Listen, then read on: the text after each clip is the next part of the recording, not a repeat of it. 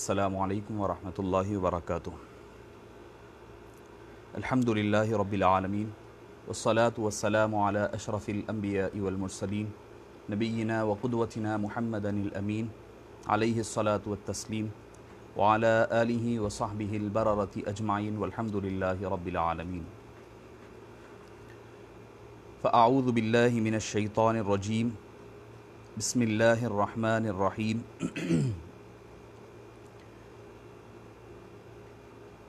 یا ایہا الذین آمنوا کتب علیکم الصیام کما کتب علی الذین من قبلکم لعلکم تتقون۔ صدق اللہ العظیم وصدق رسولہ النبی الامین الکریم ونحن علی ذلک لمن الشاہدین والشاکرین والحمد للہ رب العالمین۔ فاعوذ باللہ من الشیطان الرجیم، بسم اللہ الرحمن الرحیم۔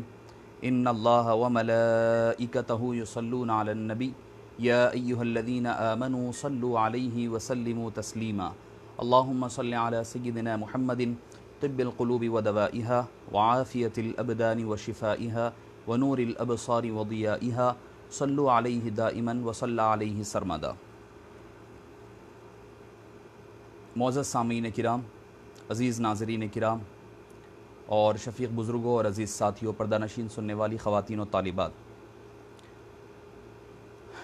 آج کے جو ہم وائی جے ایس کے اسلامک چینل کے تحت ہم جو آن لائن آئے ہیں، معزز سامعین کرام، آپ جیسا کہ بخوبی واقف ہے کہ کئی دن سے یہ پروگرام چل رہے ہیں اور جس کا مقصد یہ ہے کہ لوگوں میں جو لاک ڈاؤن کی وجہ سے جو ساری کام رکے ہوئے ہیں، مساجد بند ہیں، بازار بند ہیں، ہر چیز، ساری چیزیں بند ہے، تو ہمارے احباب نے، منتظمین نے یہ ارادہ کیا اور اس بات کے لیے آج اس کو حکم دیا کہ آج آپ حضرات کے سامنے رمضان اور ہماری ذمہ داریاں کے عنوان کے تحت کچھ سننے اور سنانے کی سعادت حاصل کرنے کی حکم دیا ہے، جس کے باعث آج حاضر ہوا ہے۔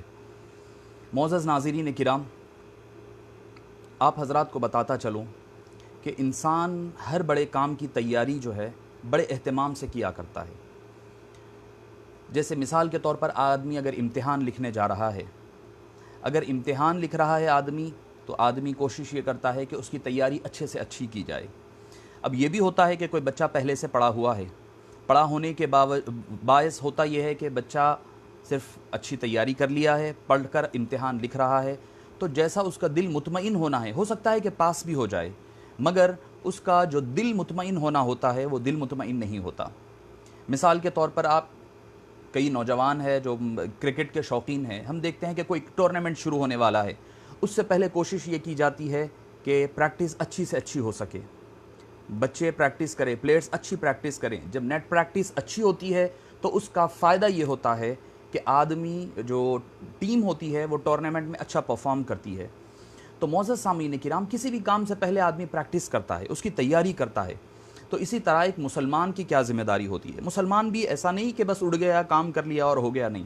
مسلمان کی بھی ایک ذمہ داری ہوتی ہے، مسلمان کے بھی کچھ فرائض ہے، مسلمانی کے فرائض ہے کہ وہ کیسے چیزوں کو ہینڈل کرے اور کیسے بڑے کاموں کی تیاری پہلے سے کرے۔ سب سے بڑا کام تو یہ ہے کہ ہماری موت کی تیاری کرنا ہے، قبر کی تیاری کرنا ہے۔ قبر سب سے بڑا امتحان ہے، اللہ کے دربار میں ٹھہرنا ہے، اس امتحان کے لیے آدمی تیاری پہلے سے کرتا ہے۔ تو ہماری ساری زندگی جو ہے، صبح و شام ہماری یہ امتحان گاہ ہے جس میں ہمیں امتحان کی تیاریاں کرنا ہوتا ہے۔ معزز سامعین کرام، رمضان المبارک کی آمد ہے۔ رمضان المبارک، قربان جائیے کہ بڑا ہی رحمتوں والا، برکتوں والا، اللہ کے کرم نوازیوں کا مہینہ ہے۔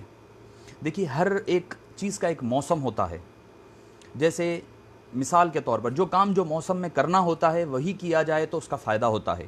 مثال کے طور پر اگر ہم دیکھیں کہ بیج بونے کا ایک موسم ہوتا ہے، جس میں جب بیج بویا جائے تو اسی بارش کے موسم میں بوئے ہوئے بیج کا فائدہ ہوتا ہے۔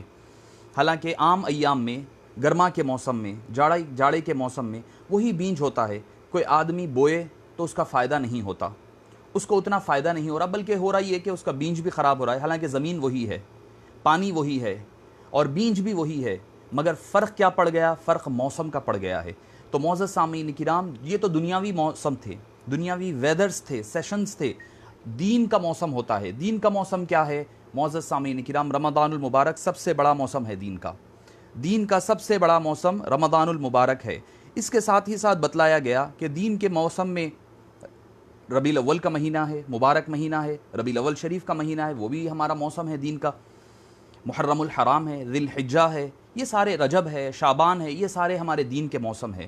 اب عام دنوں میں بندہ ایک سجدہ کرتا ہے تو اس کے نام اعمال میں ایک سجدہ یا 10 نیکیاں بڑھا کر کے لکھی جاتی ہے، جیسے کہ قرآن کریم میں آیا ہے من جاء بالحسنۃ فلہ عشر امثالھا، جو آدمی ایک نیکی لے کر کے آتا ہے تو اللہ عز و جل اس کو 10 گنا ثواب عطا فرماتا ہے۔ یہ 10 نیکیاں عام دنوں میں ملتی ہے۔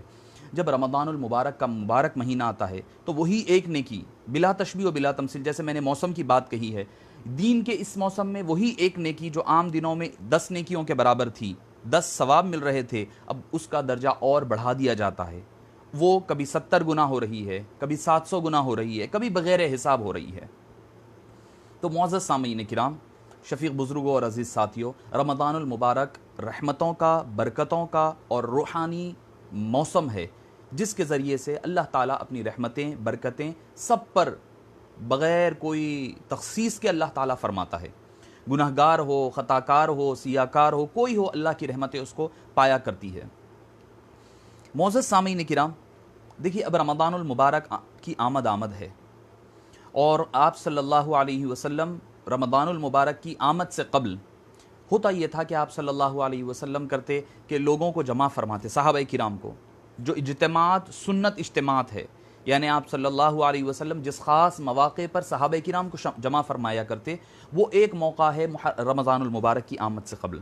آپ صلی اللہ علیہ وسلم فرماتے کہ اتاکم شہر رمضان شہر مبارک، فرمایا کہ تمہارے اوپر ایک ایسا مہینہ سایہ فگن ہے، آنے والا ہے اور آ رہا ہے، جو رمضان کا مہینہ ہے، جو مبارک ہے۔ حبیب پاک صلی اللہ علیہ وسلم جس مہینے کو مبارک فرما دے، اس کی برکتوں کا عالم کیا ہوگا۔ لبھائے مصطفیٰ سے جو بات مبارک کے الفاظ کے تحت نکل جائے تو معزز سامعین اور ناظرین کرام، اس کی برکتوں کا، اس کی رحمتوں کا، اس کی سعادتوں کا، اس کی منزلتوں کا اندازہ لگانا ناممکن ہے۔ تو معزز سامعین کرام، اب رمضان المبارک کی آمد ہے، اور آپ صلی اللہ علیہ وسلم فرماتے کہ فیہ لیلۃ، کہ اس مبارک مہینے میں ایک رات ہے جو خیر من الف شہر، جو 1000 مہینوں سے بہتر رات ہے۔ اکثر یہی ہوتا ہے کہ ہم جب کہتے ہیں کہ بھئی 1000 مہینوں سے بہتر، تو لوگ فوری کیلکولیشن شروع کرتے ہیں، ملٹیپلائڈ بائی، ڈیوائڈ کر لیتے ہیں 12 سے، 12 مہینوں سے وغیرہ سے۔ ٹھیک ہے، بزرگان دین نے بھی اس کا ڈویژن کیا ہے، مگر آپ کو ایک بات بتاتا چلوں کہ یہ جو الف کا جو لفظ استعمال ہوتا ہے، الف شہر کا لفظ استعمال ہو، یہ کوئی خاصیت کے ساتھ 1000 مہینے نہیں ہوا کرتے، بلکہ عربی زبان میں عرب کے ہاں ایک بات معروف ہے، ایک ان کے درمیان ایک کہنے کا انداز تکلم ہے۔ وہ کیا ہوتا ہے؟ وہ کہتے ہیں کہ الف مبروک، 1000 مبارکباد۔ اب کوئی یہ نہیں کہتا کہ گن کے 1000 1 2 3 100 200 1000 کے بعد کوئی مبارکبادیں نہیں ہوگی، نہیں، ایسی بات نہیں ہوتی، بلکہ اس کا مقصد یہ ہوتا ہے کہ ہزاروں مبارکباد، ان گنت مبارکبادیں۔ اللہ تعالیٰ فرما رہے الف شہر، ہزاروں مہینوں سے بہتر، 1000 نہیں، ہزاروں مہینوں سے بہتر، وہی بہتر جانتا ہے کتنے ہزار ہوں گے۔ اور پھر یہ بھی فرمایا کہ خیرون کا لفظ بھی استعمال فرمایا، بہتر ہے، کتنی بہتری ہے وہی اندازہ لگا سکتا ہے اور وہی سمجھ سکتا ہے۔ دیکھیے اللہ عز و جل کی ذات مبارکہ یہ ہے کہ جس نے ہر کام کا، ہر عمل کا بدلے کا ذکر فرما دیا ہے۔ نماز پڑھو گے یہ ملے گا، یہ کام کرو گے یہ ملے گا، حج کا ثواب یہ ہے، فلاں کا ثواب، زکوٰۃ دو گے یہ ہوگا، ہر چیز کا ثواب اللہ تعالیٰ نے قرآن کریم میں یا حبیب مصطفیٰ صلی اللہ علیہ وآلہ وسلم نے حدیث پاک میں ذکر فرما دیا۔ آپ دیکھیں گے سوائے 4 اعمال ایسے ملیں گے، اگر ہم قرآن کریم کا اور احادیث طیبہ کا اگر ہم احاطہ کرتے ہیں تو ہمیں نظر آئے گا کہ 4 چیزیں ہیں جس کے بارے میں، جس کے اجر و ثواب کا ذکر نہیں کیا گیا۔ پہلی چیز فرمایا کہ روزہ، الصوم لی وانا اجزی بہ، اللہ عز و جل حدیث قدسی میں فرماتا ہے کہ روزہ میرے لیے ہے اور میں ہی روزے کا بدلہ اور جزا عطا فرماؤں گا۔ اگر آپ اہل دل سے پوچھیں، صوفیاء کرام سے پوچھیں، چونکہ ان کے پاس تو یہ ہوتا ہے کہ بس وہ محبت یار کی مرضی کے آگے یار کا دم بھر کے دیکھ والی بات ہوتی ہے، تو آپ دیکھیں کہ ان کے نزدیک یہ ہے کہ وہ یہ کہتے ہیں کہ اجزی کو اجزا بھی ہیں، یعنی قرات کی تبدیلی کے ساتھ بھی پڑھتے ہیں، تو کیا ہوگا کہ روزہ الصوم لی، روزہ میرے لیے ہے، وانا اجزا بھی، میں خود اس کی جزا بن جاتا ہوں۔ جزا دیتا نہیں ہوں، جزا دینا گن کر دیا جاتا ہے، خود اللہ عز و جل جس کی جزا بن جائے تو اس کا پھر کیا کہنا، اس کی عظمتوں کے کیا کہنا، اس کے مقام مرتبے کا کیا کہنا۔ تو پہلی چیز فرمایا کہ الصوم، روزہ، روزے کی جزا کیا ہے اس کا ذکر نہیں ملتا ہے ہمیں، روزے کا کیا ثواب ہے اس کا ذکر ہمیں احادیث طیبہ میں یہی ملتا ہے کہ اللہ تعالیٰ دینے والا ہے۔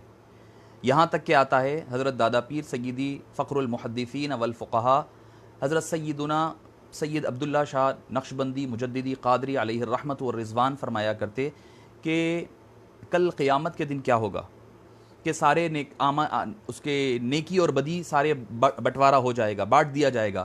بانٹ دینے کے بعد اب ہوگا یہ کہ بندہ مومن یہ سوچے گا کہ بھئی گناہ کا پلڑا تو بھاری ہے اور نیکیوں کا کم ہے، اب کیا کیا جائے؟ آدمی پریشان ہوگا۔ ویسے وقت جب فرشتے کہیں گے باری تعالیٰ اس کا کام ہو گیا ہے، اس کا نام اعمال کم ہے، نیک کام کم ہے، برائیاں زیادہ ہے، تب اللہ عز و جل فرمائے گا تم نے تو ابھی نماز کا، زکوٰۃ کا، صدقات کا، عبادات کا بدلہ دیا ہے، ابھی تو ایک بدلہ ہے جو میں خود دینے والا ہوں، وہ ہے روزے کا بدلہ۔ آپ فرماتے ہیں کہ یہاں تک کہ بندہ جو سحری میں سحر کیا کرتا ہے، اللہ عز و جل وہ بھی نیک اعمال نام اعمال میں ڈالے گا، جس کی وجہ سے اس کا نیکیوں کا پلڑا جھک جائے گا اور بندے کو جنت میں داخلے کا مژدہ اور پروانہ مل جائے گا۔ معزز سامعین کرام، شفیق بزرگ اور عزیز ساتھیو، یہ مقام اور مرتبہ ہے، یہ مقام اور مرتبہ ہے نیکیوں کا، یہ مقام اور مرتبہ ہے روزے کا۔ دوسری چیز حدیث پاک میں آتا ہے، قرآن کریم میں آتا ہے، فمن عفا، جو کوئی معاف کرتا ہے، کسی کو معاف کرتا ہے، کسی کے ساتھ کوئی زیادتی ہو گئی ہے، کسی نے کچھ کہہ دیا، کسی نے کچھ کر دیا، آپ کو کسی طریقے کا جانی مالی نقصان پہنچا دیا ہے، آپ نے اس کو معاف کر دیا، اس کا اجر اور بدلہ کیا ہے؟ فمن عفا واصلح فاجرہ علی اللہ، جو کوئی معاف کر دے کسی کو یا اصلاح کر دے، اس کا اجر اور بدلہ وہ بھی اللہ ہی کے پاس ہے۔ معاف فرما دینا، کسی کی اصلاح کر دینا، یہ بھی اس کا بدلہ بھی اللہ عز و جل کے پاس ہے۔ تین ہو گئے، اور چوتھی چیز حبیب پاک صلی اللہ علیہ وسلم کے بارے میں سورہ نون والقلم میں آتا ہے، وَإِنَّكَ لَأَجْرًا غَيْرَ مَمْنُونٍ، اور اے حبیب پاک صلی اللہ علیہ وسلم، آپ کا جو اجر و ثواب ہے آپ کے لیے اللہ تعالیٰ نے جو رکھا ہے وہ بھی حساب اور کتاب کے ماورا ہے، حساب اور کتاب، اس کا اجر اللہ تعالیٰ نے اس کا ذکر نہیں فرمایا ہے۔ معزز سامعین کرام، میں ابھی تو تمہیدی گفتگو آپ کے ساتھ ہو رہی تھی، آپ کو بتلاؤں کہ دیکھیے یہ امت محمدیہ، ہمارا مسئلہ کیا ہے، ہمارے نوجوانوں کا اور ہمارے لوگوں کا مسئلہ یہ ہے، ہمیں یہ نہیں پتہ کہ ہم پر اللہ تعالیٰ نے کیا کیا احسان فرمائے ہیں۔ اس محسن کریم کے قربان جائیے، احسان جس کا صورت احسان میں نہ تھا۔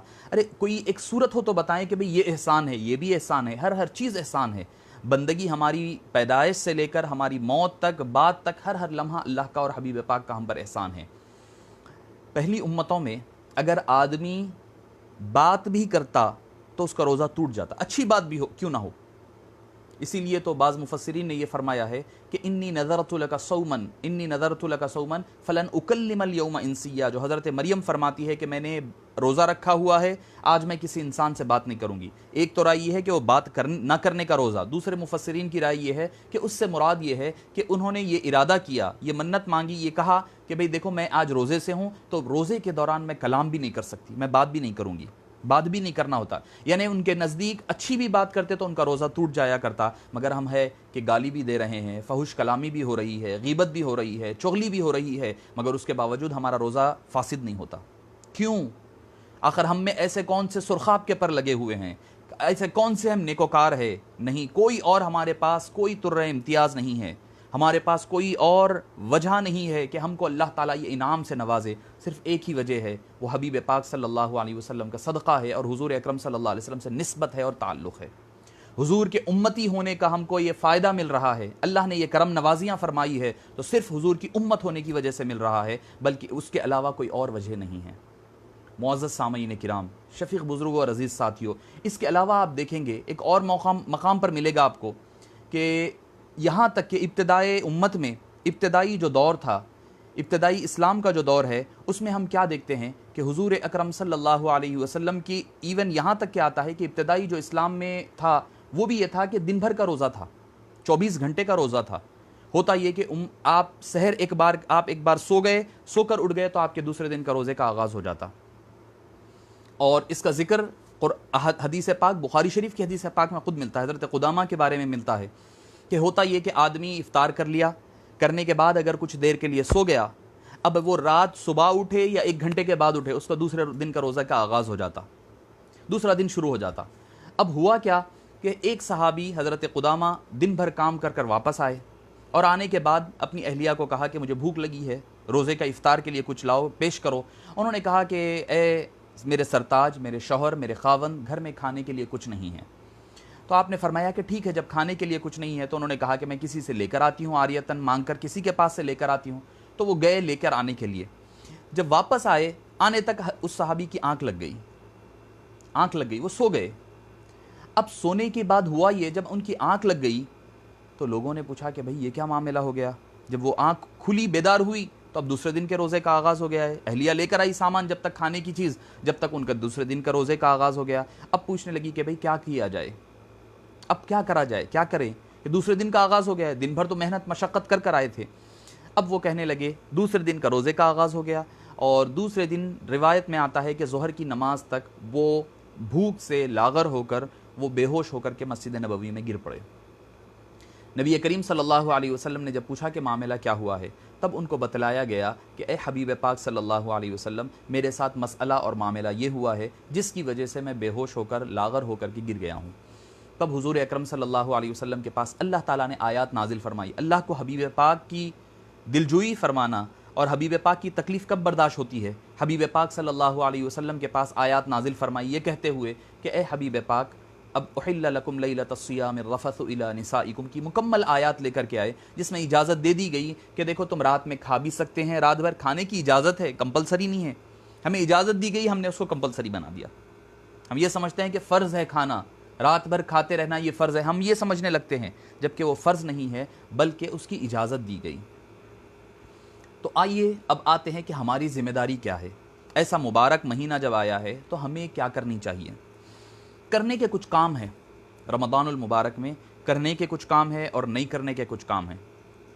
اور اللہ تعالیٰ دیکھیے، دنیا کا دستور ہے، آپ اگر کوئی کام کرتے ہیں، مثال دیتا ہوں چونکہ عام یہ آج کل چل رہا ہے، آپ لاک ڈاؤن چل رہا ہے، ایسے لاک ڈاؤن کے حالات میں اگر آپ گھر کے باہر نکلتے ہیں، اگر آپ نکل رہے ہیں تو ویسی صورتحال میں ہو کیا رہا ہے؟ حکومت آپ کو پنش کر رہی ہے، اس کی پنشمنٹ مل رہی ہے فوری طور پر۔ ایسا نہیں کہ کوئی موقع دیا جاتا ہے، آپ نے کسی کے ہاں چوری کی تو فوری آپ کو اس کا عذاب دیا جائے گا، فوری طور پر اس کی سزا ملے گی آپ کو۔ دنیا کا قانون یہ ہے، مگر اللہ عز و جل کے نزدیک قانون کیا ہے؟ کہ قانون یہ ہے کہ اگر آپ سے گناہ ہو گیا ہے، خطائیں ہو گئی ہے، آپ سے لغزشیں ہو گئی ہے، اب کیا کریں؟ حبیب پاک صلی اللہ علیہ وسلم کے صدقے اس امت کو اللہ نے یہ مبارک مہینہ عطا فرمایا۔ اب یہ مہینے میں ہوتا یہ ہے کہ گناہ گار ہے، اللہ موقع دے رہا ہے، کم سے کم اے نادان، اے بے عقل اور اللہ کے رحمت سے دور جانے والے، کم سے کم اب تو لوٹ کر کے آ جا۔ رمضان کی مبارک ساعتیں آ رہی ہے جس میں ہر لمحہ مبارک ہے، دن میں بھی رمضان ہے، رات میں بھی رمضان ہے۔ رمضان کا ہر لمحہ اللہ کے فضل و کرم سے اللہ تعالیٰ نے آپ کے لیے مبارک بنایا ہے۔ تو معزز سامعین کرام، رمضان کا ہر لمحہ اللہ تعالیٰ نے آپ کے لیے رحمت والا اور برکت والا بنایا ہے۔ یہاں تک کہ اگر کوئی آدمی سو بھی جاتا ہے،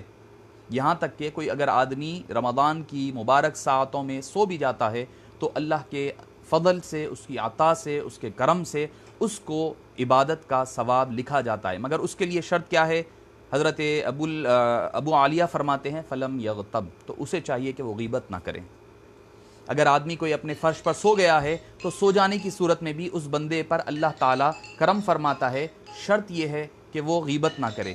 اگر وہ بندہ غیبت کرے گا تب اللہ تعالیٰ اس کو وہ مقام اور مرتبہ عطا نہیں فرمائے گا، بلکہ اللہ تعالیٰ پھر اس کے وہ نامے اعمال میں لکھا نہیں جائے گا۔ اب آئیے کرنے والے کام کیا ہوتے ہیں؟ ہمیں پلاننگ کرنی ہوگی، ایسا نہیں کہ بس آ رہا ہے رمضان چلو دیکھا جائے گا کیا ہوتا ہے، نہیں، تیاری کریں۔ تیاری کیسے کریں؟ تیاری کرنا پڑے گا، اس کے لیے آپ کو بیٹھیں اپنے گھر والوں کے ساتھ۔ ابھی رمضان کے آغاز کے لیے 5-6 دن ہے آپ کے ہاں، ماں باپ بیٹھیں، سارے لاک ڈاؤن میں ہیں، گھر میں بیٹھے ہوئے ہیں۔ اب بیٹھ کر کے آپ لوگ سارے حضرات اس بات کا تہیہ کریں کہ بھئی کرنا کیا ہوگا، ہمیں ایک ٹائم ٹیبل بنائیں۔ دیکھیے، اوقات کی پابندی، مسلمان سے زیادہ ہمارے پاس وقت کی کوئی اہمیت نہیں ہے۔ یاد رکھیں، 2 چیزوں کے بارے میں آپ سے کل قیامت کے دن ضرور پوچھا جائے گا، آپ کی صحت کے بارے میں، جس کے بارے میں ہم سب سے زیادہ لاپرواہی اور کوتاہی کرتے ہوئے نظر آتے ہیں۔ بھئی آج کل جو کرونا وائرس پھیلا ہوا ہے، کووڈ-19 ہے، اس سے ساری دنیا جوجھ رہی ہے. ٹھیک ہے اس میں کچھ حقائق ہوں نہ ہوں وہ اور بات ہے، مگر مرض تو پھیل رہا ہے، وبائی مرض ہے اور ایپیڈیمک ہے، پینڈیمک ہے. تو ایسی صورتحال میں کیا کرنا ہے؟ ہمیں اپنی صحت کا بھی خیال رکھنا ہوگا اور اپنے ساتھ اپنے گھر والوں کی بھی صحت کا خیال رکھنا ہوگا. اپنے بھائی بہن بھی ہے، اپنے بوڑھے ہیں، نوجوان بچے ہیں. میں بڑے افسوس کے ساتھ کہہ رہا ہوں کہ بھئی کیا حال ہو گیا ہے، ہمارے شہر حیدرآباد کو کیا ہو گیا ہے، ہمارے نوجوانوں کو کیا ہو گیا ہے کہ بھئی کہا جا رہا ہے کہ بھئی اپنے گھروں میں رہو، اپنی ضرورتیں آپ کی اللہ تعالیٰ نے پوری دی ہے، صرف کچھ دن کی بات ہے. احتیاط کریں. احتیاط کرنے میں آپ کی خود کی بھلائی ہے، آپ کے گھر والوں کی بھلائی ہے، ماں باپ کی بھلائی ہے، گھر میں رہنے والے ضعیفوں کی بھلائی کی بات ہو رہی ہے. تو آپ لوگ صحت کا خیال نہیں رکھ رہے ہیں، اس کو لائٹ لے رہے ہیں بہت حد تک، کہہ رہے ہیں جو ہوتا دیکھا جائے گا، مرنا ہے تو مرنا ہی ہے. مساجد کو جانے پر اصرار ہو رہا ہے. زندگی میں اگر غلط ہوں تو اللہ ماشاء اللہ جو لوگ جاتے ہیں ان کی بات نہیں کہہ رہا ہوں میں، مگر عمومیت کے ساتھ کئی نوجوان ہمارے مساجد کو آتے نہیں ہیں نمازوں میں عام دنوں میں. اب نوجوانوں کو چاہیے کہ نماز پڑھنی ہے مسجد میں، لڑائی جھگڑے ہو رہے ہیں مساجد میں. بڑی افسوس کے ساتھ کہنا پڑتا ہے بھئی 2-4 حضرات پڑھ کر کے نماز ختم کر دیں گے، مسجد بند کر دیں گے. لوگوں کو اعتراض ہے، وہ کہہ رہے ہیں نہیں بھائی ہمیں کیا وہی مسلمان ہے کیا؟ 4-5 حضرات ہی مسلمان ہیں جو نماز پڑھیں گے، ہم بھی پڑھیں گے. اس کی وجہ سے مساجد کو بند کرنا پڑ رہا ہے. صحت کا بارے میں کل قیامت کے دن آپ سے سوال کیا جائے گا. آپ کو اللہ نے صحت عطا فرمائی تھی، آپ نے اس کا کیسے استعمال کیا؟ اس کو اپنے ہاتھوں سے تباہ کیا یا پھر اس کو اچھے کاموں میں استعمال فرمایا؟ دوسری چیز ہے آپ کے وقت کے بارے میں پوچھا جائے گا. ہمارے پاس معاف فرمانا بہت ہی تکلیف ہوتی ہے مجھے جب بھی میں کئی بچوں سے پوچھتا ہوں کہ بابا آپ کیا کر رہے ہیں، تو بولے بیکاری کر رہا ہوں مجھ صاحب، کچھ بھی کام نہیں ہے، بیکاری کر رہا ہوں. پڑھائی ہوئی تھی ماشاءاللہ سے، ایس ایس سی ہوا، انٹر ہوا، پھر ڈگری میں انٹر کے پیپرز رک گئے، بس ختم، وہیں پر معاملہ ختم ہو گیا. اب بیکاری ہو رہی ہے، کچھ جاب سوچ رہا ہوں کرنے کا، کچھ مل نہیں رہا ہے، چبوتروں پر دن بھر گزاریں گے، وقت بیکاری کریں گے. یاد رکھیں ہمارے وقت کی بہت اہمیت ہے.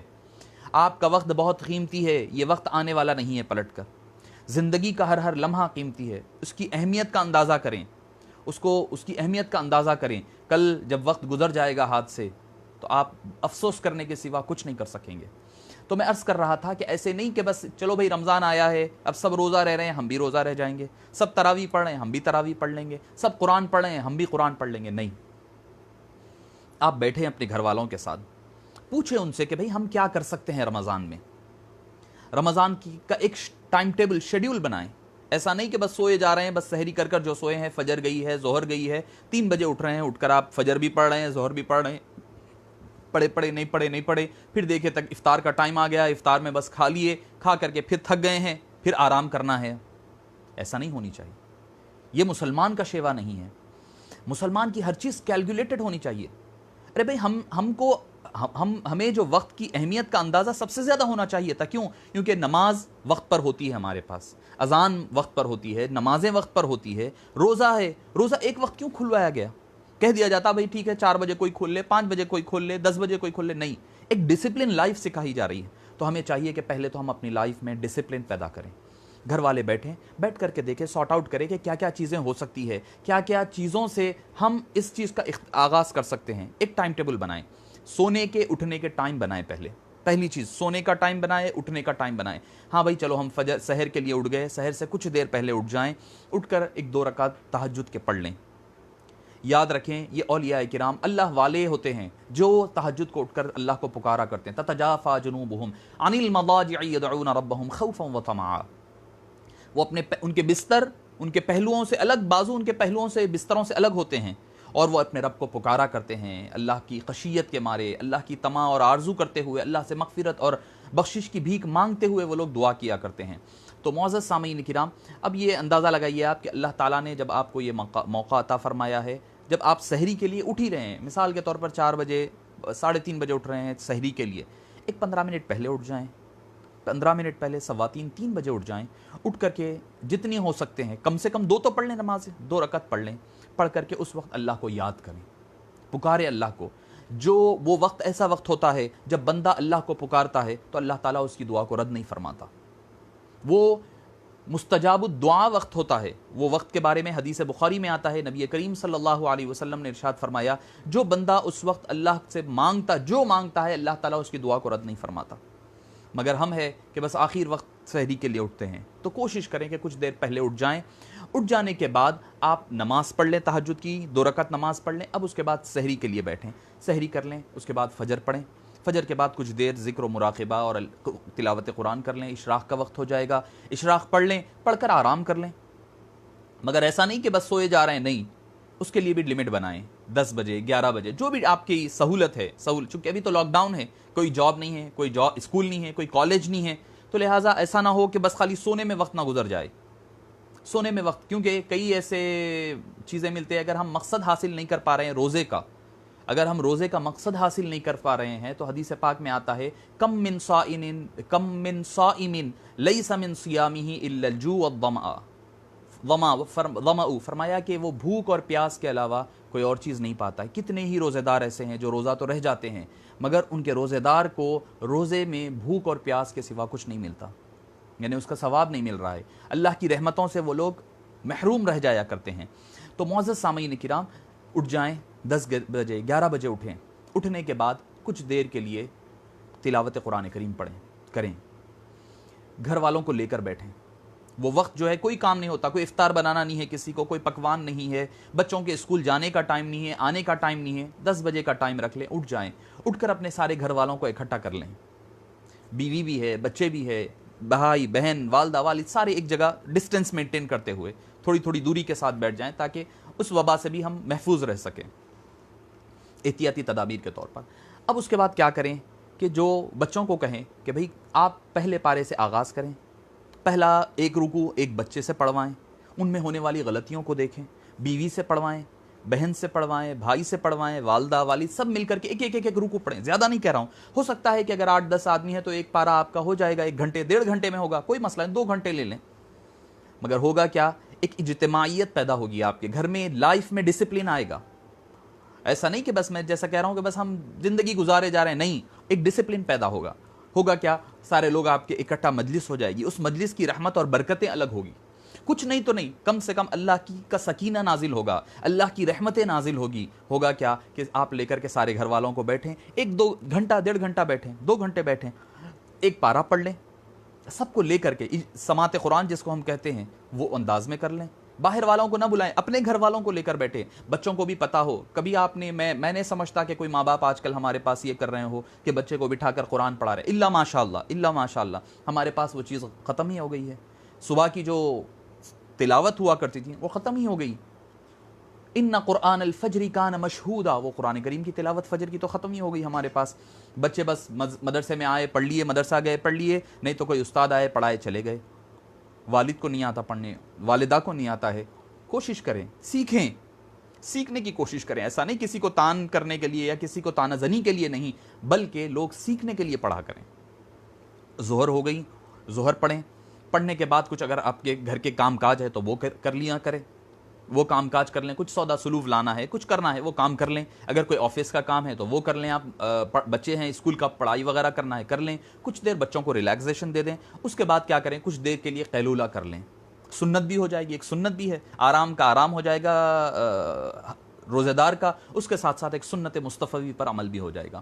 کچھ دیر آرام کر لیں, قیلولہ فرما لیں, تاکہ آپ کو تہجد میں آپ جو اٹھ رہے ہیں اس کا ازالہ ہو جائے, کمپنسیٹ ہو جائیں, تاکہ آپ کو وہاں پر ریلیکسیشن رہے. ایسا نہیں آدمی ٹائرڈ ہے, تھکا ہوا ہے, بس نہیں, تھوڑی دیر کے لیے آرام کر لیں. کر اٹھیں, اٹھ کر پھر بچوں کو پھر سے ایک جگہ جمع کریں. کر کوئی ایک نعت, کسی سے قرات سنیں, کسی سے ایک نعت سنیں.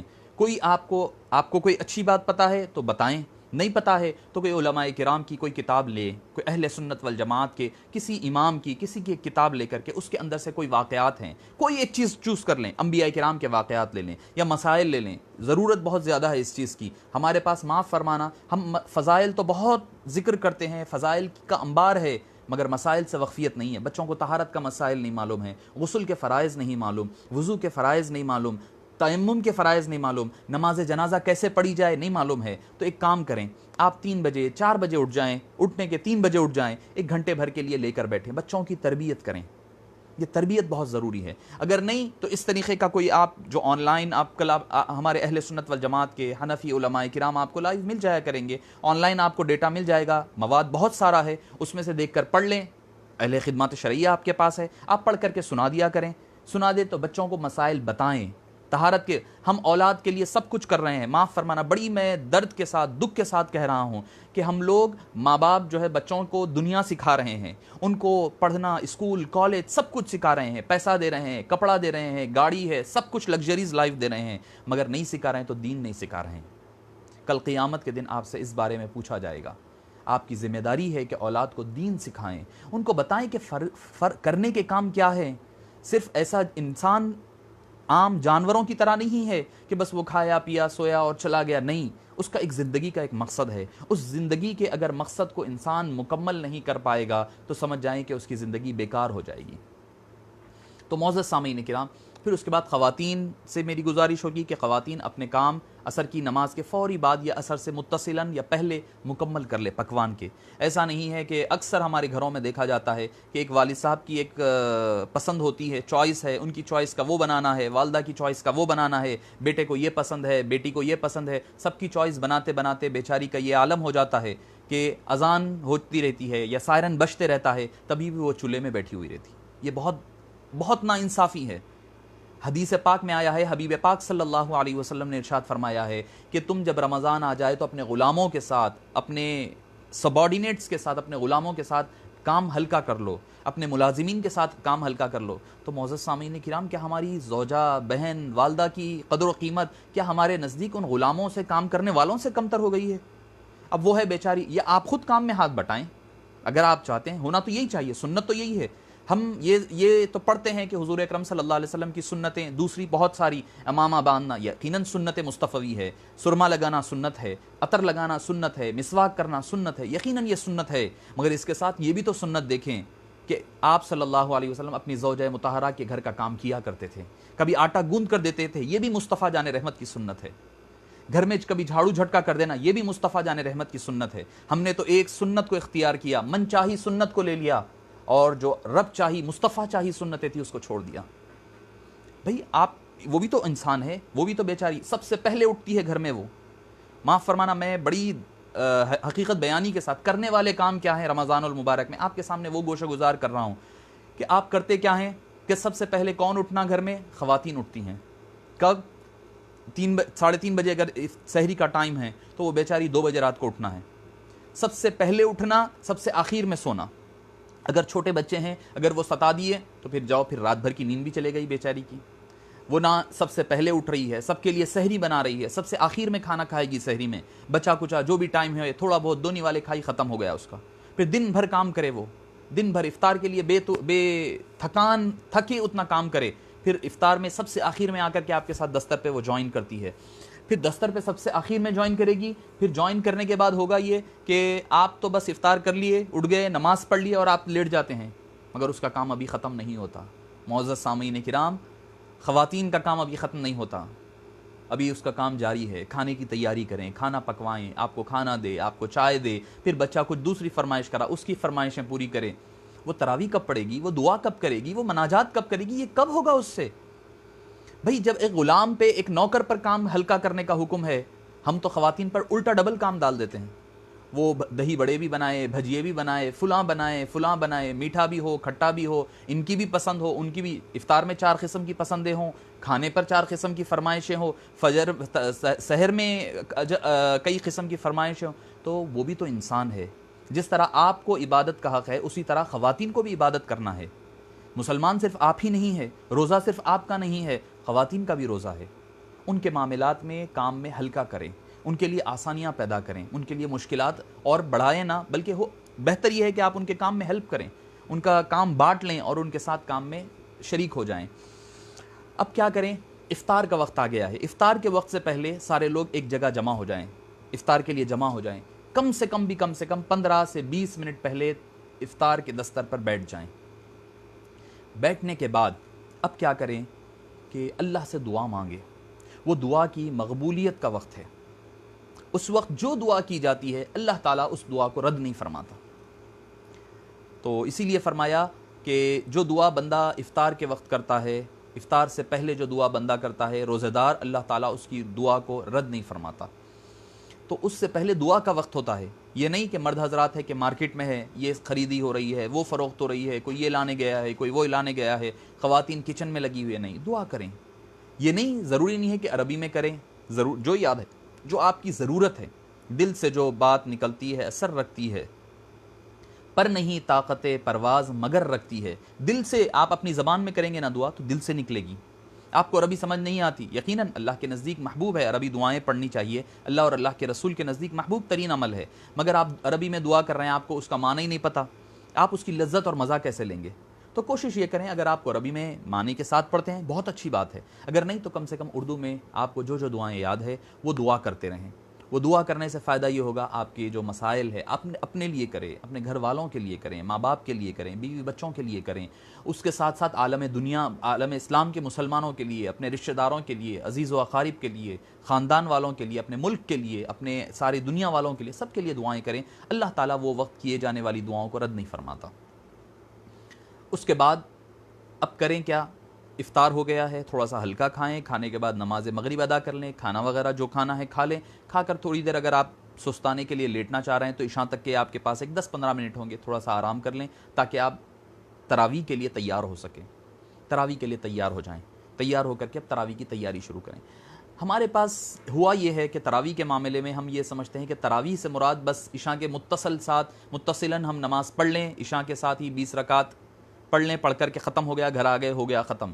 در حقیقت آپ صلی اللہ علیہ وسلم کے دور مبارک کی جو تراویح ہوا کرتی وہ قیام اللیل یعنی رات کا قیام ہوتا تھا، جس کا ذکر کئی مفسرین نے فرمایا ہے کہ سورہ مزمل کی جو آیات ہے، قم اللیل الا قلیلا نصفہ او انقص منہ قلیلا او زد علیہ ورتل القرآن ترتیلا، رات کا قیام ہے اصل وہ، ایسا نہیں کہ بس آدھا گھنٹہ علم ترا سے پڑھ لیں، 1 گھنٹے میں پڑھیں، تراویح ہو گئی، ختم ہو گئی بات، نہیں، بلکہ ہوگا یہ کہ بھئی طویل قیام ہو، جتنا زیادہ پڑھ سکیں آپ پڑھیں، قیام کریں، قیام کر کے آنے کے بعد ایسا نہیں اب نماز ہو گئی ہے چلو اب جو چاہے کریں، اب باہر پھریں کریں، نہیں، ایک مسلمان کا شیوا نہیں ہوتا روڈوں پر بیٹھنا، چبوتروں پر بیٹھنا، ایذا رسانی کا باعث بننا، ادھر ادھر آوارہ گردی کرنا، یہ مسلمان کی علامت نہیں ہے۔ مسلمان ایک ڈگنیفائڈ پرسن ہے، قرآن کا اسلام کا اور قرآن کا جو انسان ہے نا، بڑا ہی، اور مسلمان بڑا ہی عزت والا روبدار ہے، بڑا ہی عزت اور تکریم والا آدمی ہے۔ وہ ایسے ہی ہر بات پہ ادھر پھر رہا ہے، ادھر پھر رہا ہے، ادھر وقت خالی بیکاری لایانی باتوں میں پھر رہا ہے، ادھر نہیں۔ اسلام مسلمان کی یہ شان نہیں ہے۔ مسلمان کی شان یہ ہے کہ وہ عزت کے ساتھ، متانت کے ساتھ، اور اللہ تعالیٰ کا ایک اللہ کے حبیب صلی اللہ علیہ وسلم کا ایک سفیر بن کر کے رہا کرے۔ مسلمان ایک سفیر ہے، اللہ کا سفیر ہے۔ حبیب پاک کوئی آپ کو غیر مسلم آ کر کے آپ کی مسجد میں آ کر کے نماز یہ نہیں دیکھے گا کہ کیا چل رہا ہے، حدیث پڑھ کر کے یا قرآن پڑھ کر کے وہ اسلام نہیں لائے گا، وہ دیکھے گا کہ آپ کا چلنا بتائے گا کہ یہ جانے والا، یہ حبیب پاک کا غلام جا رہا ہے، بات کرنے کا انداز بتائے گا کہ یہ مسلمان ہے، آپ کی ڈیلنگز بتائے گی کہ مسلمان کی شان اور پہچان کیا ہوتی ہے۔ تو اب رات میں جب آپ تراویح پڑھ لیں، پڑھنے کے بعد جلد از جلد بستر کی طرف چلے جائیں، آرام کر لیں، آرام کر کے پھر سحر کے لیے آپ کو تیاری کرنا ہے اور اٹھنا ہے۔ اب رمضان المبارک میں کرنے والے کام کیا ہوتے ہیں؟ رمضان کی خصوصیات کیا ہے؟ پہلی چیز ہے روزہ۔ پہلی جو خاصیت جو قرآن کریم نے آیت مبارکہ نے بتائی، شہر رمضان الذی انزل فیہ القرآن، اس آیت کریمہ میں جو آپ کو لب لباب آیا ہے، پہلی چیز بتائی گئی کہ ہے روزہ۔ آدمی بلا وجہ روزہ نہ چھوڑے اگر شرعی عذر ہے، ایسا نہیں کہ آج تھوڑا سا بخار نظر آ رہا ہے یا تھوڑی سی سردی اور کھانسی ہے آدمی روزہ چھوڑ دے رہا ہے، نہیں، روزہ جب چھوڑنے کی کوئی اگر شرعی عذر ہے تبھی روزہ چھوڑا جائے، ورنہ روزہ ترک نہ کرے۔ اگر آدمی ایک رمضان المبارک کا روزہ ترک کرے گا، چھوڑنے کے بعد اگر بعد میں سال بھر بھی روزے رکھے گا تو اس کی تلافی نہیں ہو پائے گی۔ اب روزہ رہ رہے ہیں تو ایسا نہیں کہ بس بیکاری ایسے ہی رہ گئے، سب رہ رہے ہیں میں بھی رہ جاؤں گا، لوگ کیا کہیں گے یہ کہہ کر کے روزہ رکھیں گے، نہیں۔ روزہ رہنے کا مقصد ایک مقصد ہے، اس کا مقصد کیا ہے؟ لعلکم تتقون، کتب علیکم الصیام کما کتب علی الذین من قبلکم لعلکم تتقون، تم پر رمضان کے روزے فرض کیے گئے ہیں، کس لیے؟ جیسا کہ تم سے پہلے والوں پر فرض کیے گئے تھے، تاکہ تم متقی پرہیزگار بن جاؤ۔ اگر تقوی حاصل نہیں ہو رہا ہے تو پھر رمضان کے میں نے جیسے عرض کیا نا کہ اس کو کوئی چیز حاصل نہیں ہوگی، الا الجوع والظما، فرمایا کہ سوائے بھوک اور پیاس کے اس کو کوئی چیز فائدہ نہیں دے گی۔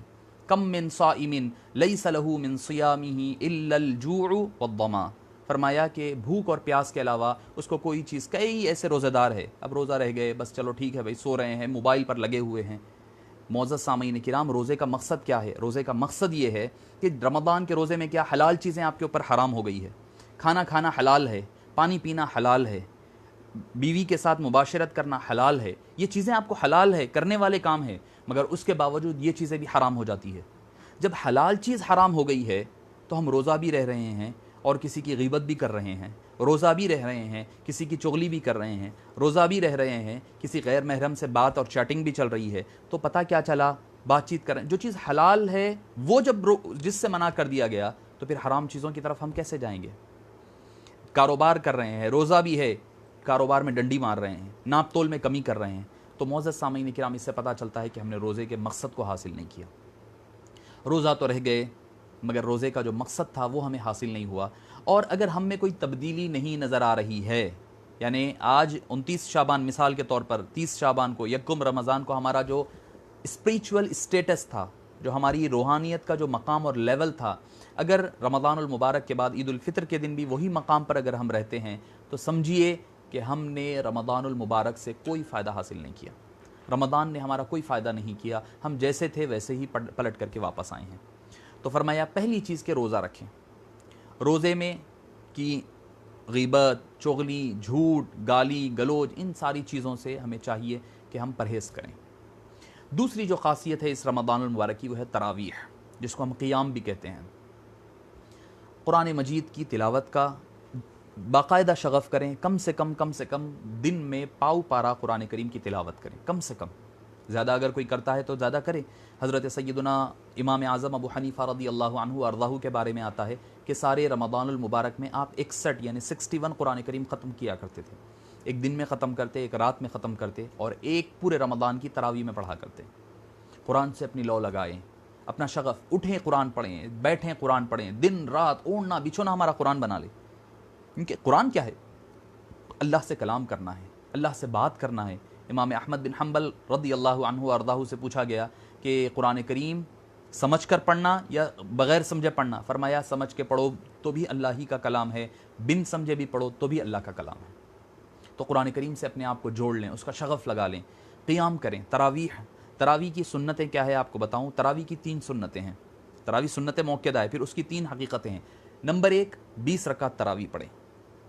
تراویح ہے تو 20 رکعت ہی ہے، تراویح 20 رکعت ہے، کیونکہ احادیث، اب میں اس کی تفصیلات میں نہیں جاؤں گا کہ اس کی دلائل کیا ہے، اس کے قرآن اور احادیث طیبہ میں اور اقوال صحابہ میں اور آثار صحابہ میں، اور اس کی جو بحثیں ہیں اس میں تفصیل میں نہیں جاؤں گا، مگر آپ کو ایک بات عرض کرتے چلوں کہ جو 8 رکعت والی جو احادیث ہیں وہ سیدتنا عائشہ صدیقہ رضی اللہ عنہا و ارضاہ کی جو پیش کی جاتی ہے، جس میں بتلایا گیا کہ آپ صلی اللہ علیہ وسلم کی، وہ بی بی عائشہ صدیقہ خود فرماتی ہے، آپ صلی اللہ علیہ وسلم کا رات کا قیام وہ 8 رکعت پلس 3 رکعت سے زیادہ، یعنی 11 رکعت سے زیادہ، چاہے وہ رمضان ہو یا غیر رمضان ہو، نہیں ہوتا تھا۔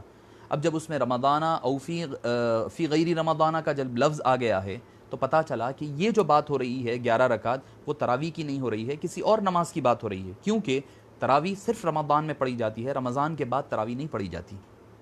او فی غیری ہی فرما دیا گیا، رمضان کے او فی غیری رمضان فرما دیا، تو پتہ چلا کہ رمضان کے علاوہ کوئی اور شے ہے جس کے بارے میں بات ہو رہی ہے، وہ ہے صلاۃ التہجد۔ امام بخاری نے اس حدیث پاک کو 2 مقامات پر نقل کیا ہے، پہلی تو کتاب التہجد میں نقل کی، کتاب التراویح اور کتاب التہجد 2 جگہ نقل کیا۔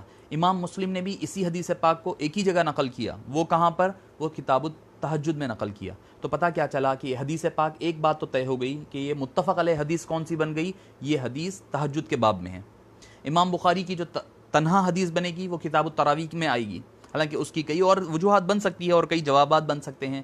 آپ نے فرمایا کہ 4 رکعتیں ایک سلام سے پڑھا کرتے تھے، اور عبادت کا انداز آپ صلی اللہ علیہ وسلم کا طویل ہوا کرتا، قیام بھی، رکوع بھی، سجود بھی طویل ہوا کرتے تھے۔ تو معزز سامعین کرام، پہلی سنت تراویح کی یہ ہے کہ 20 رکعت ہے۔ دوسری سنت یہ ہے کہ سارے رمضان میں ہے، سارے رمضان المبارک میں تراویح ہے۔ ایسا نہیں کہ تراویح بس 4 دن پڑھے چھوڑ دیے، 8 دن پڑھے، ایک شبینہ پڑھ لیے، 3 دن کا 5 دن کا شبینہ پڑھ لیے، پڑھ کر کے اب سمجھ گئے کہ ہمارا معاملہ ختم ہو گیا۔ نہیں، تراویح ہے تو پورے مہینے میں ہے، 30 دن مکمل تراویح پڑھنا ہے۔ اور تراویح کیا ہے پتہ ہے کہ صوفیہ اکرام فرمایا کرتے ہیں کہ تراویح دراصل اللہ سے کلام کرنا ہے، اور اللہ تعالیٰ بندے کو اپنے سے کلام کرنے کے لیے اس کو پاک صاف کر کر کے دن میں روزہ رکھوا رہا ہے۔ جیسے اس کی مثال دیتے ہیں کہ حضرت سیدنا موسیٰ علیہ نبینا و علیہ الصلاۃ والتسلیم کے بارے میں آتا ہے کہ آپ کو اللہ تعالیٰ نے فرمایا کہ طور پر آؤ. جب وہ طور پر تشریف لانے لگے تو فرمایا کہ اللہ سے کلام کرنا ہے. تو اس سے پہلے ان کو روزے رکھوائے گئے. حضرت موسیٰ علیہ السلام کو اللہ سے کلام کرنے سے پہلے روزے رکھوائے گئے. وہ 30 دن کے روزے رکھ کر انہوں نے پھر مسواک کر لیا کہ یہ سوچ کر کے کہ بھئی میرے منہ سے جو خلوِ معدہ کی جو بو آتی ہے خالی معدے کی وجہ سے، روزہ دار کے منہ سے بھی آتی ہے، تو کہا کہ ہو سکتا ہے کہ اللہ تعالیٰ کے دربار میں جب بات کر رہا ہوں تو یہ بہتر نہیں ہوگا. یہ سوچ کر انہوں نے مسواک کیا تو اللہ تعالیٰ نے فرمایا کہ اے موسیٰ نہیں، پھر اور 10 دن کے روزے اضافی طور پر رہ کر آئیں، کیونکہ اللہ عز و جل کے نزدیک حدیث پاک میں آتا ہے کہ روزے دار کے منہ سے جو خوشبو آتی ہے، جو روزے دار کے منہ سے جو خلوِ معدہ کی جو خوشبو آتی ہے، وہ اللہ کے نزدیک مشک اور عنبر سے زیادہ پسندیدہ اور مرغوب ہوا کرتی ہے. تو معزز سامعین کرام، شفیق بزرگوں اور عزیز ساتھیوں، موسیٰ علیہ السلام کو کلام کرنے کے لیے اللہ تعالیٰ نے روزے رکھوائے. ہمیں روزہ رکھوایا ہے دن میں کس لیے؟ شام میں اللہ کے دربار میں ہم قیام کر کے اللہ سے کلام کر سکے. مگر ہوتا یہ ہے کہ جب بٹنے کا وقت آیا تو ہم راہ فرار اختیار کر لیے، روزے تو رہ گئے. تراویح اکثر ہم حضرات چھوڑ دیا کرتے ہیں. تو تراویح 20 رکعت ہے، پورے رمضان المبارک میں ہے. تیسری سنت یہ ہے کہ کم سے کم ایک قرآن کریم کو ختم کیا جائے رمضان کے پورے مکمل رمضان میں. ایک تراویح میں کسی ایک جگہ مکمل قرآن کریم کو سن کر کے اس کو ختم کر لیا کریں. یہ ہو گئی 2 چیزیں. تیسری چیز آتی ہے اس کی اعتکاف رکھیں. اب چونکہ مساجد آج کل بند ہے تو مرد حضرات گھر میں اعتکاف نہیں ہو سکتا، خواتین کا گھر میں اعتکاف ہو سکتا ہے. مرد حضرات کا مساجد میں وَأَنْتُمْ عَاكِفُونَ فِي الْمَسَاجِدِ، تو مساجد ہی ان کی جگہ ہے جہاں پر اعتکاف ہو سکتا ہے. تو اگر کوئی ایک حضرات اگر محلے سے مسجد میں کوئی بیٹھ جاتے ہیں تو وہ سنت علی الکفایہ ہے، تو وہ ساری چیزیں ہو جائے گی. اس کا جو سب کے اوپر جو بوجھ رہے گا، یہ سب کی جو ذمہ داری ہے، اس سے وہ بری ہو جائیں گے. اب رہی بات گھروں میں خواتین اعتکاف رہ سکتے ہیں. اعتکاف رہیں. اعتکاف کیا ہے کہ اللہ کے دربار کے آگے ڈیرا لگا دینا ہے. چونکہ امید ہے اللہ سے اور رمضان المبارک آ رہا ہے تو انشاءاللہ اس مبارک مہینے کی برکتیں اور سعادتوں اور اللہ کی رحم اور کرم کی وجہ سے انشاءاللہ یہ ہو سکتا ہے کہ آخری دہا آنے تک یہ ساری چیزیں ختم بھی ہو جائے گی انشاءاللہ العزیز. اللہ سے ہماری یہ قوی امید بھی ہے اور اللہ کے دربار میں ہماری دعا بھی ہے. تو معزز سامعین کرام، رہا اعتکاف. اگر جس کو موقع ملتا ہے کہ آخری 10 دن رہنا، یہ سنت اعتکاف ہے. اگر کوئی سنت نہیں نفل اعتکاف کرتا ہے تو پھر وہ کچھ لمحے کے لیے بھی مسجد میں جاتے ہوئے نیت کر لے تو اعتکاف ہو جائے گا. تو تیسری چیز ہو گئی اعتکاف کرنا. اور یہ رمضان کے علاوہ کہیں اور نہیں ملیں گی آپ کو. یہ جو میں 5 باتیں جو آپ کو بتا رہا ہوں، 5 چیزیں جو کرنے کی ہے رمضان میں، وہ آپ کو رمضان کے علاوہ کہیں اور نہیں ملیں گی. پہلی چیز ہے روزہ. روزہ آپ بعد میں رہ سکتے ہیں مگر رمضان کے ثواب والا روزہ آپ کو کبھی نہیں ملے گا. دوسری چیز ہو گئی تراویح. تراویح آپ عام دنوں میں نہیں پڑھ سکتے، تراویح صرف رمضان میں ہے. تیسری چیز ہو گئی اعتکاف. اعتکاف کا مقصد کیا ہے، اس کا مطلب کیا ہوتا ہے؟ اللہ کے دربار کے آگے ڈیرا لگا دینا. اب تیرے دربار پہ آ گئے ہیں، پڑ گئے ہیں باری تعالیٰ، جب تک تو بخشش اور مغفرت نہیں فرمائے گا، جب تک ہم واپس جانے والے نہیں ہیں. اس میں بھی پھر ایسا نہ ہو کہ بس موبائل میں لگے ہوئے ہیں، لایانی باتوں میں، بیکاری میں اپنا وقت نہ گزارا کریں، اس میں عبادتوں میں مشغول رہا کریں. چوتھی چیز ہو جائے گی شب قدر کی تلاش. شب قدر کو تلاش کرنا ہے، اس کو تلاش کریں، ڈھونڈیں. یاد رکھیں کہ شب قدر ملی کیسے آپ کو. شب قدر ایسی مبارک رات اللہ نے اس امت کے علاوہ کسی اور کو عطا نہیں فرمائی. ہوا یہ کہ آپ صلی اللہ سیرت میں آتا ہے اور مفسرین نے تفاسیر میں آتا ہے کہ ایک مرتبہ آپ صلی اللہ علیہ وسلم کے دربار میں صحابہ کرام کا جھرمٹ تھا. ایک شمعون نامی ایک شخص تھا جس کے بارے میں ذکر ہوا کہ اے حبیب پاک صلی اللہ علیہ وسلم، وہ شخص جو ہے اتنی سالوں کی عمر تھی اس کی، اتنے سال وہ عبادت کیے، اور بنو اسرائیل کی عمومیت کے ساتھ ان کی عمریں بڑی تھیں. تو وہ عمومیت کے ساتھ جب عمریں بڑی تھی تو وہ کئی عبادتوں میں مشغول رہے، جس کی وجہ سے ان کے اجر و ثواب زیادہ ہوئے. اور امت محمدیہ کی عمریں تو چھوٹی ہے، جس کی وجہ سے ہمارے عمر میں اور ہمارے ثواب میں، اجر و ثواب میں کمی ہوتی ہے. تو صحابہ کرام غمگین ہوئے. صحابہ کرام کا سوال اور ان کی فکر مندی دیکھیے، ان کا فکر دیکھیں. ان کی فکر دنیا کا مال و دولت نہیں تھا، ان کی فکر دین تھی اور کیسا اللہ کا قرب حاصل کرنا، یہ فکر میں لگے رہتے. تو معزز سامعین کرام، جب انہوں نے کہا کہ یا رسول اللہ صلی اللہ علیہ وسلم، جب آپ صلی اللہ علیہ وسلم غمگین ہوئے تو اللہ تعالیٰ حضرت جبریل علیہ السلام کو آپ صلی اللہ علیہ وسلم کی خدمت بابرکت میں روانہ فرمایا کہ جا کر میرے حبیب سے پوچھو کہ کیا بات ہے. اور اس کے ساتھ یہ سورہ القدر کی 5 آیتیں لے کر کے حاضر ہوئے اور عرض کیا، اے حبیب پاک، آپ اپنے غلاموں کو، اپنے چاہنے والوں کو، اپنے جانثاروں کو بتا دیجئے کہ پریشان ہونے کی ضرورت نہیں ہے. اللہ نے حبیب پاک صلی اللہ علیہ وسلم کی امت کو مقام اور مرتبہ بلند ہی رکھنا ہے حبیب پاک کی صدقے میں، تو فرمایا کہ ان کو عمریں بڑی دیا ہوگا، کام ان سے زیادہ لیا گیا، مگر آپ کی امت سے کام کم لیا جائے گا، ان کو ایک رات ایسی دے دی جائے گی کہ اگر وہ بندہ عبادت کر کر کے اس کو پا لے تو پھر اللہ تعالیٰ اس کی بخشش اور مغفرت فرما دے گا، اور پھر 1000 مہینوں کی عبادتوں سے بہتر رات بنا دے گا. یعنی اس میں ایک عمل ہزاروں مہینے کی عبادت سے بہتر عمل ہوگا. اب یہ ہے کہ اس کو تلاش کرنا ہے. اس کو چھپا دیا گیا. کیوں چھپایا گیا؟ دیکھیے اسلام کا ایک انداز ہے، اسلام میں ہر وہ چیز جو اہمیت کی حامل ہے اس کو چھپا دیا جاتا ہے. مثال آپ کو دے دوں میں، شب قدر پہلی مثال ہے آپ کے پاس سے. شب قدر کو چھپا دیا گیا، شب قدر چھپا دی گئی. پتہ نہیں، کہا گیا کہ آخری دہے میں، آخری عشرے میں، یا پھر طاق راتوں میں 21 23 25 27 اور 29 کو تلاش کریں، 5 آخری راتوں میں. پہلی چیز شب قدر کو چھپا دیا گیا. دوسری چیز قرآن کریم میں حافظوا علی الصلوات والصلاة الوسطی وقوموا للہ قانتین، نمازوں کی حفاظت کرو، خصوصیت کے ساتھ صلاۃ الوسطی کو، درمیانی نماز کو. اب درمیانی نماز کیا ہے؟ مفسرین نے، حضرت سیدنا عباس رضی اللہ عنہ نے فرمایا کہ اس سے مراد عصر کی نماز ہے.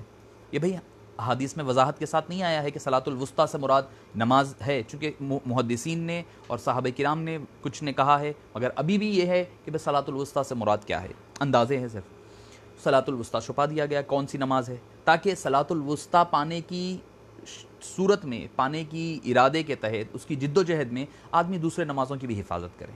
تیسری چیز کہا گیا کہ جمعے کے دن ایک ایسا لمحہ آتا ہے جس میں اللہ تعالیٰ بندے کی دعا کو رد نہیں کرتا. وہ کون سا لمحہ ہے؟ چھپا دیا گیا.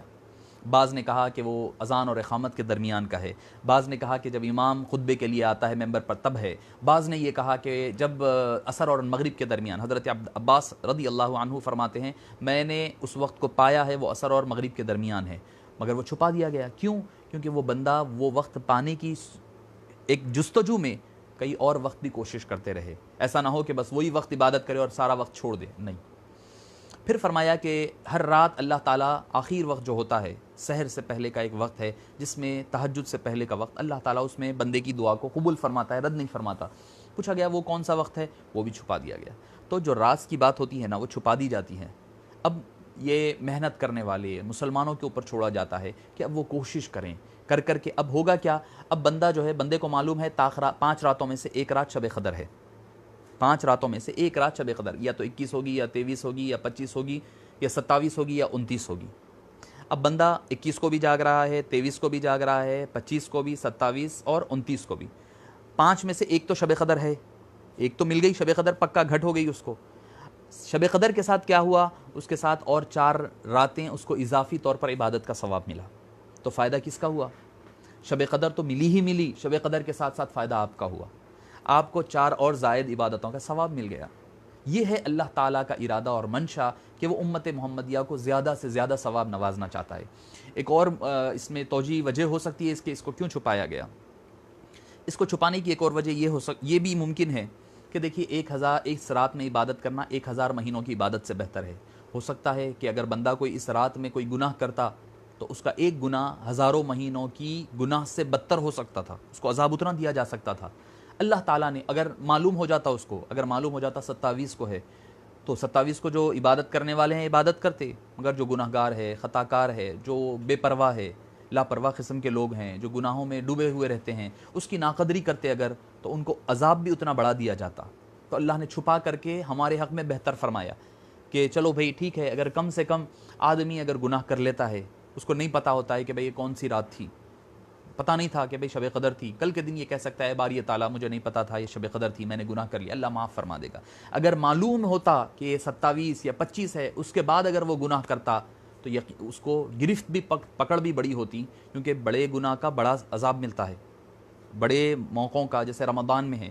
اگر آپ کو ایک چھوٹی سی مثال دے کر آگے بڑھوں کہ معزز سامعین کرام دیکھیں، ایک رمضان کے علاوہ آدمی کبھی بھی روزہ رہتا ہے، رہ کر کے قصداً اگر روزہ توڑ دے، شوال کا روزہ رہ گیا، اس نے محرم کا روزہ رہ گیا، کسی وجہ سے اس نے روزہ توڑ دیا، جانتے بوجھتے اگر کسی نے روزہ شوال میں توڑ دیا تو اس کے ذمہ صرف قضا ہے، کفارہ نہیں ہے.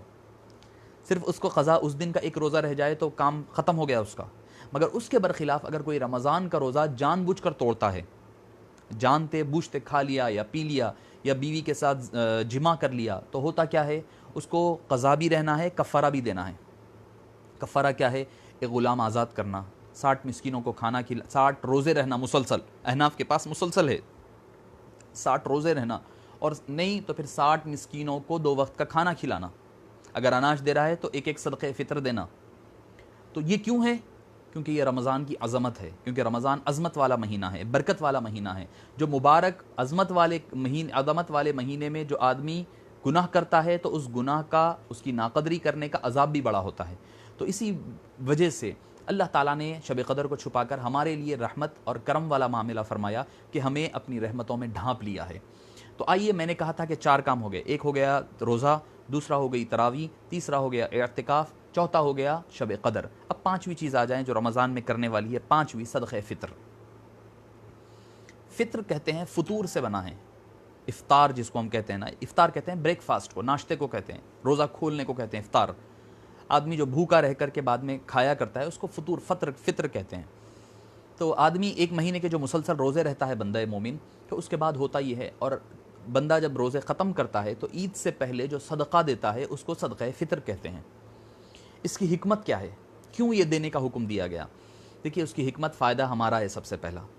کیا آپ نے روزہ رہتے وقت دوران رمضان کوئی بات کہہ دی، کوئی گالی گلوچ کر دی، کوئی اپنے گناہ کر لیے چھوٹے موٹے، جس کی وجہ سے آپ کے روزے پر کچھ اثر ہوا ہے، تو اس روزے کے اثر کا کمپنسیشن، چھوٹے موٹے جو خطائیں ہو گئے ہیں روزے کے درمیان، اگر آپ نے کوئی کام کر لیا ہے تو وہ اوور کم کرنے کے لیے اللہ تعالیٰ نے اس صدقہ فطر کے ذریعے سے آپ کے وہ اوور کم کر دیا کرتا ہے۔ ایک اور حدیث میں یہ بھی آیا ہے کہ آپ کے روزے زمین اور آسمان کے بیچ میں معلق ہوتے ہیں، معلق بین السماء والارض، جب تک کہ آدمی صدقہ فطر ادا نہیں کر دیا کرتا۔ تو صدقہ فطر ادا کریں، صدقہ فطر ادا کرنا۔ دوسرا اس کا وزڈم کیا ہے، دوسرا اس کا ریزن کیا ہے؟ پہلا تو میں نے کہا آپ کا اپنا فائدہ ہے، آپ کے روزے پرفیکٹ ہو جائیں گے، کوئی اگر غلطی چھوٹی موٹی ہو گئی ہے تو صدقہ فطر سے وہ برابر ہو جائے گی۔ دوسرا فائدہ آپ کا یہ ہے، وہ غریبوں کا بھوک کا انتظام ہے، کہ آپ جب عید الفطر کے دن کھا پی کر جب نماز کے لیے عیدگاہ یا مسجد آئیں تو آپ کا مسلمان غریب بھائی بھی کھا پی کر کے وہ بھی آپ کے ساتھ مسجد آئے، وہ بھی آپ کی خوشیوں میں، آپ سب کے ساتھ خوشیوں میں وہ بھی شامل ہو جائے۔ یہ دوسرا فائدہ ہے۔ صدقہ فطر کیا ہے کہ علماء جامع نظامیہ کے تحت اگر کوئی آدمی گیہوں دیتا ہے تو ہر آدمی، چھوٹا ہو بڑا ہو، بچہ ہو کمسین ہو شیرخوار ہو، جو روزہ رہتا ہو یا نہ رہتا ہو، ہر ایک کی طرف سے 1.25 کلو گیہوں دینا پڑے گا۔ اگر آدمی کھجور یا منقع یا کشمش وغیرہ دے رہا ہے تو اس کو 2.5 کلو، 1 سا دینا پڑے گا۔ 1 سا، 1.25 کلو گیہوں، یا پھر کھجور یا منقع دینا ہے تو 2.5 کلو دینا پڑے گا، اس کا دوگنا، آدھا سا گیہوں اور 1 سا دوسرے جو نٹس وغیرہ ہوتے ہیں وہ 1 سا دینا پڑے گا۔ تو معزز سامعین کرام، اگر اللہ تعالیٰ نے آپ کو مال و دولت دی ہے، 1.25 کلو گیہوں کوئی بڑی بات نہیں ہے کسی کے لیے، ماشاءاللہ اللہ تعالیٰ نے اتنا نوازا ہے، ہر ایک کو نواز رہا ہے اور عطا فرما رہا ہے، تو ہر ایک کے لیے آسان ہے۔ ہر کوئی کہے گا بھئی وہ کون سی بڑی بات ہے؟ تو اللہ نے آپ کو جب مال و دولت دی ہے تو آپ گیہوں سے نہ دیں صدقہ فطر، بلکہ آپ کشمش سے دیں، منقع سے دیں، اعلیٰ ترین کوالٹی کے کھجور سے دیں، اجوا دے لیں۔ اجوا کھجور دیکھیں، اگر آپ یہاں سعودی عربیہ کے حساب سے دیکھیں تو 80-90 ریال کلو ملیں گے اچھے اجوا کھجور، 100 ریال کلو بھی ہے، تو آپ کو 250 ریال ہو جائیں گے، 250 ریال ہو جائیں گے، 5000 روپے ہوں گے پر ہیڈ صدقہ فطر۔ اللہ نے اگر آپ کو دیا ہے تو آپ اپنے استطاعت اور قابلیت کے حساب سے دیں۔ ایک بار آتا ہے کہ حاتم الطائی کے بارے میں آتا ہے کہ ان کے پاس ایک آدمی آیا، یا کوئی اور بادشاہ ہے، ان کے پاس ایک آدمی آیا اور آ کر کہنے لگا کہ مجھے کچھ ضرورت ہے۔ تو انہوں نے کیا کیا، بوریوں کے بوریاں عطا فرما دی، تھیلوں کے تھیلے عطا فرما دیا۔ تو کہنے لگے کہ اے باری تعالیٰ، اے بادشاہ، مجھے اتنی کی ضرورت نہیں تھی، مجھے تو ضرورت بس تھوڑی تھی، آپ نے تو میرے ذمہ جو ہے یہ بوریوں کے بوریاں لگا دیے ہیں۔ تو وہ کہنے لگے کہ تم نے مانگا تمہارے استطاعت کے مطابق، تمہاری ضرورت کے مطابق، اب میرا کام کیا ہے کہ میں اپنے جو اللہ نے مجھے عطا فرمایا ہے اس حساب سے، اس استطاعت کے مطابق تمہیں نوازوں۔ تو معزز سامعین کرام، اللہ نے جس کو جتنا دیا ہے وہ اس حساب سے، وہ تو منیمم کوالٹی بتایا میں نے، 1.25 کلو گیہوں کی جو بات کہی وہ منیمم کوالٹی ہے، منیمم ریٹ ہے، آپ اگر جو آگے بڑھ کے لے لے مینا اسی کا ہے۔ تو معزز سامعین کرام، کرنے والے یہ 5 کام ہیں رمضان المبارک میں۔ رمضان میں روزے کا اہتمام خصوصیت کے ساتھ کریں، اس کی ہر چیز کا خیال رکھتے ہوئے، اس کے فرائض کا، واجبات کا، سنتوں کا، نوافل کا اپنی زبان کو محفوظ رکھیں، اپنی نگاہ کو محفوظ رکھیں، اپنے دل کو محفوظ رکھیں. یہی تو دن ہے تقوی پیدا کرنے کا، یہی تو وقت ہے. یہ پریکٹس ہو رہی ہے، آپ کو یہ پریکٹس دلوائی جا رہی ہے رمضان کے مہینے میں. دیکھو تیاری کرو، تم سال بھر ایسے گزارنا ہے. آپ دیکھتے ہیں کہ رمضان کا فائدہ کیا ہوتا ہے. ایک چھوٹا معصوم کمسین بچہ ہوتا ہے، اس کو پتا ہے کہ وہ روزہ ہے، گھر میں فریج میں میوہ ہے، چاکلیٹس ہے، اس کے جوسز ہے، مگر وہ نہیں پی رہا ہے، نہیں استعمال کر رہا ہے. کیوں؟ یہ اس کا یہ ذہن میں رہتا ہے، یہ بات رہتی ہے اس کے ذہنوں کے گمان میں کہ نہیں، اللہ دیکھ رہا ہے، اللہ دیکھ رہا ہے. یہ جو تصور ہے اسی کا نام تقویٰ ہے. اسی کا نام تقویٰ ہے کہ آدمی کو یہ جو تصور پیدا ہو جائے کہ اللہ دیکھ رہا ہے، وہ ہر چیز سے برائی سے رک جاتا ہے. تو روزہ یہی ہمیں تقوی کی ٹریننگ دینے آیا ہے. ٹریننگ کا مہینہ ہے. روزہ رکھیں اور تراویح، نمازوں کی پابندی ہو. نمازوں کی تو جب تراویح پڑھ رہے ہیں تو آپ فرائض تو اولا درجے پر ہوگی. تراویح کی، اعتکاف کی، شب قدر ہو گئی اور صدقہ فطر ہو گیا. اس کے علاوہ آخری بات کہہ کر اپنی گفتگو کو میں ختم کر دوں. کرنے کے اور دو کام ہیں. اللہ کے حبیب صلی اللہ علیہ وسلم نے فرمایا کہ رمضان میں مومن کا رزق یزداد رزق المؤمن، کہ مومن کا رزق بڑھا دیا جاتا ہے. تو اب کام کیا ہے کہ صدقہ و خیرات کثرت سے کیا کریں. رمضان کے مہینے میں جتنا ہو سکے صدقہ و خیرات زیادہ کر سکیں، کیونکہ صدقہ اور خیرات کیا چیز ہوتی ہے پتہ ہے؟ بیماریوں کو اور آفات کو ٹالا کرتی ہے. بیماریوں کو اور آفات کو ٹالنے والی چیز صدقہ ہے. اگر آپ بیمار ہے تو ڈاکٹر کن بعد میں جائیے، پہلے صدقہ دے کر کے ڈاکٹر کے پاس جائیے، اللہ تعالیٰ آپ کو شفا عطا فرمائے گا. صدقہ دینے سے آپ کی آفات ٹل جاتی ہے، بیماریاں ٹلتی ہے، آفات ٹلتے ہیں. اب آپ دیکھیں ایک کرونا وائرس کیا ہوا کہ ہر کوئی ایک دوسرے کی مدد کے لیے آگے آ رہا ہے. کیوں آ رہا ہے؟ اللہ کی مرضی ہے، اللہ تعالیٰ چاہتا ہے. اس کے فیصلے وہ خود جانے، اس کی مصلحتیں وہ خود سمجھے. کہ جو لوگ دوسروں کی مدد نہیں کرتے تھے آج آگے بڑھ بڑھ کر مدد کر رہے ہیں. تو یہ کیا ہے؟ یہ یہی ہے کہ اللہ تعالیٰ غریبوں کے لیے غربا پروری کا جو حکم دیا گیا ہے، صدقہ جتنا ہو سکتا دیا کریں. صدقہ، اور یہاں تک کیا آتا ہے کہ قیامت کے دن کیا ہوگا کہ انسان اپنا جو دیا ہوا صدقہ ہے اس کے سائے تلے ہوگا، جس دن کوئی سایہ نہیں ہوگا. اور میں نے گزشتہ سال سے ایک مہم جو شروع کی تھی وہ یہ تھی کہ بھئی ہم شب قدر میں ہم یہ سمجھتے ہیں کہ صرف شب قدر مطلب ہم کیا کرتے ہیں کہ نماز پڑھیں گے، صلاۃ التسبیح پڑھیں گے، قضائے عمری پڑھیں گے، فلاں عبادت، اس میں پوری رات مکمل کرتے ہیں. ہمارے پاس عبادت کا تصور صرف نماز رکھا ہے ہم نے، نوافل اور قضائے عمری وغیرہ اسی کو ہم نے بس کرنے والی عبادت سمجھا ہے. عبادت صرف ایک نہیں ہوتی. معزز سامعین کرام، کبھی شب قدر ایسی بھی منائیں، کسی غریب کے گھر کا اناج دلا کر کے بھی شب قدر منائیں. کسی کے گھر میں ایک وقت کی روٹی روزی، ان کے گھر کے کھانے کی ضرورت کو پورا کر کر کے بھی شب قدر منا کر دیکھیں. یقیناً میرے دل کا وجدان کہہ رہا ہے کہ ہو سکتا ہے کہ اللہ تعالیٰ کو، چونکہ کھلانا غربا کو بہت زیادہ پسند ہے اللہ کو، اگر ہو سکتا ہے کہ وہ شب قدر نہ بھی ہو، آپ کے اس عمل کی وجہ سے اللہ تعالیٰ آپ کو شب قدر کا ثواب عطا فرما دے گا. تو شب قدر کبھی ایسی بھی منائیں، نمازیں عبادتیں کریں، اس کا کوئی میں انکار نہیں کر رہا ہوں. یقیناً قضائے عمری پڑھیں، تراویح پڑھیں، تہجد پڑھیں، قرآن کریم کی تلاوت کریں، ذکر و اذکار کریں، درود شریف کی کثرت کریں، سب کریں. مگر ساتھ ہی ساتھ اس رات کسی غریب اپنے خاندان میں، اپنے گھروں میں، اپنے پڑوس میں جو لوگ غریب ہیں، گھر میں آپ کے کام کرنے والے ہیں ان کے گھر میں، کوئی ڈرائیور ہے اس کے گھر میں، آٹو رکشہ والے جو آپ کے بچوں کو لے جایا کرتے ہیں ان کے گھر میں، کوئی ایک وقت کا یا ایک دن کا، ایک 2 دن کا، 5 دن کا، 1 مہینے کا اناج دلا دیں. یاد رکھیں یہ اللہ تعالیٰ آپ کی اس اجر و ثواب کو کبھی ضائع جانے نہیں دے گا. شب قدر کبھی ایسی بھی منا کر کے دیکھیں.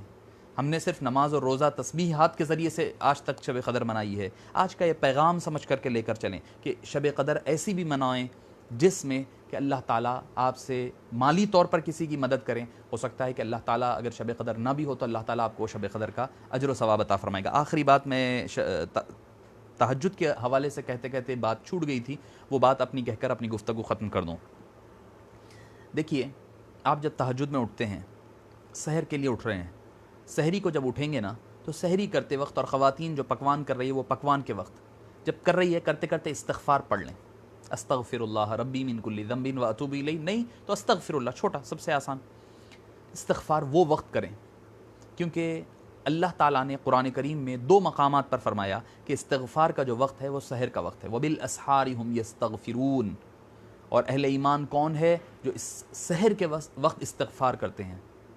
اور دوسرے مقام پر فرمایا کہ استغفار کا اصل وقت وہی ہے کہ سحر کے وقت کریں. کانوا قلیلا من اللیل ما یہجعون وبالاسحار هم یستغفرون. پھر دوسرے مقام پر فرمایا ویستغفرون بالاسحار، سحری کے وقت وہ استغفار کرتے ہیں. تو استغفار کا جو سوٹیبل وقت ہے، صحیح پراپر ٹائم ہے، وہ ہے فجر سے پہلے کا سحر کا وقت.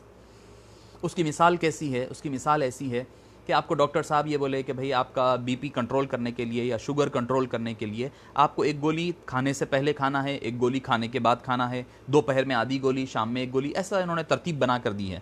تو آپ کیا کہہ رہے ہیں؟ 1 مہینہ گزارے، 2 مہینے گزارے، پھر ڈاکٹر صاحب کہنے گئے وہی آپ کی شوگر ویسے ہی ہے، بی پی ویسے ہی ہے. ڈاکٹر صاحب پوچھے کیا بھائی آپ دوا نہیں کھا رہے ہیں؟ بولے میں دوا کھا رہا ہوں ڈاکٹر صاحب.